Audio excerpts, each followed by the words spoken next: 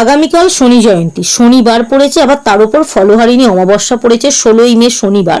বছরে দুবার কিন্তু শনি জয়ন্তী পালন করা হয়। এর মধ্যে উত্তর ভারতে জ্যৈষ্ঠ মাসে আর দক্ষিণ ভারতে বৈশাখ মাসে পালন করা হয়। যেহেতু আগামীকাল জ্যৈষ্ঠ মাসের প্রথম দিন, রাশি অনুযায়ী আপনারা বড় বাবার মন্দিরে কি অর্পণ করে পুজো দিলে অত্যন্ত শুভ ফলাফল আপনার জীবনে আসবে। যে কোনো বাধা কিন্তু আপনার জীবন থেকে দূর হতে বাধ্য। আপনার 12টা রাশির মধ্যে যে রাশি পড়বে সেই রাশি অনুযায়ী আপনি বড় বাবার মন্দিরে গিয়ে এই জিনিসটি অর্পণ করুন ভক্তি এবং শ্রদ্ধার সাথে। এই 12টি রাশির মধ্যে কিন্তু 4টি রাশির জাতক জাতিকাদের আগামীকাল অত্যন্ত শুভ কাটবে। কোন 4টি রাশির জাতক জাতিকারা অবশ্যই কিন্তু মনোযোগ দিয়ে ভিডিওটা শুনুন, তার মধ্যে কিন্তু আমি অবশ্যই উল্লেখ করব।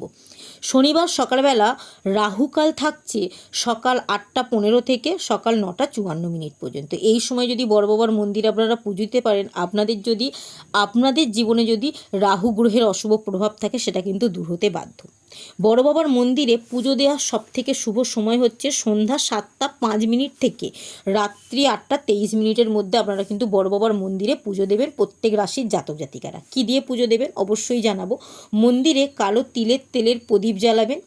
কালো কুকুরকে যদি রুটি খাওয়াতে পারেন এই দিন, সকল ব্যক্তি বড় বাবার সাথে যে ভৈরবদেব থাকেন তিনি কিন্তু সন্তুষ্ট হন। ফলে কিন্তু আমাদের জীবনে থাকা যে কোনো বাধা আমরা দূর করতে পারি। অশ্বত্থ গাছকে যদি এই দিন প্রদীপ জ্বালাবে, অশ্বত্থ গাছের নিচে প্রদীপ জ্বালিয়ে যদি 11বার প্রদক্ষিণ করতে পারেন অত্যন্ত শুভ।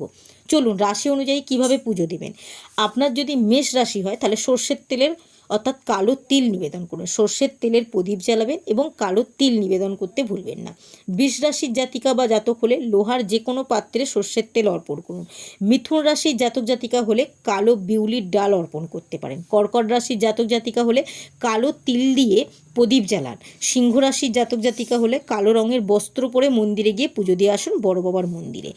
কন্যা রাশির জাতক জাতিকা হলে ব্রাহ্মণকে এই দিন দান করুন কালো ডাল। তুলা রাশির জাতক জাতিকা হলে তিলের তেল এবং তার সাথে লবঙ্গ সহ প্রদীপ জ্বালিয়ে আসুন। বৃশ্চিক রাশির জাতিকা হলেন বা জাতক হলে মন্দিরে গিয়ে ওম হং হনুমতে মন্ত্র জপ করুন। অত্যন্ত শুভ ফলাফল কিন্তু জীবনে আসবে। ধনু রাশির জাতক জাতিকা হলে বড় বাবার মন্দিরে পুজো দেবেন। যে কোনো কিছু দিয়ে পুজো দিয়ে আসতে পারেন। মকর রাশির জাতক জাতিকা হলে কালো ডাল এবং কালো সর্ষের তেল মন্দিরে নিবেদন করুন। কুম্ভ রাশির জাতক জাতিকা হলে যে কোনো ব্যক্তিকে কালো রঙের আঙুর এই দিন দান করুন এবং বড় বাবার মন্দিরে আপনি আপনার মনের মতো করে পুজো দিয়ে আসতে পারেন। মীন রাশির জাতক জাতিকা হলে নীল অপরাজিতা ফুল সহ পুজো করুন বড় বাবার মন্দিরে। কোন সময়ের মধ্যে করবেন?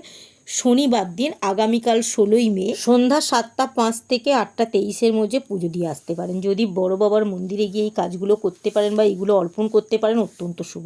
এবং যে 4 রাশির জাতক জাতিকাদের জন্য এই দিনটি অত্যন্ত শুভ, যে কোনো কর্মক্ষেত্রে বাধা দূর হবে, যে কোনো কাজে কিন্তু আপনি মনোযোগ দিলে সেই কাজ কিন্তু সফল হতে পারে। বৃষ রাশি, কন্যা রাশি, সিংহ রাশি, মীন রাশির জাতক জাতিকারা আগামীকাল যেহেতু অমাবস্যার সাথে সাথে শনি জয়ন্তী পড়েছে, বছরে যেটা দুবার পড়ে, এই দিন কিন্তু সবথেকে শুভ সংখ্যা হচ্ছে 8, কারণ বড় বাবার পছন্দের সংখ্যাই হচ্ছে 8। আপনি যদি বড় বাবার ভক্ত হয়ে থাকেন 8 সংখ্যাটি কমেন্ট বক্সে 3বার লিখুন।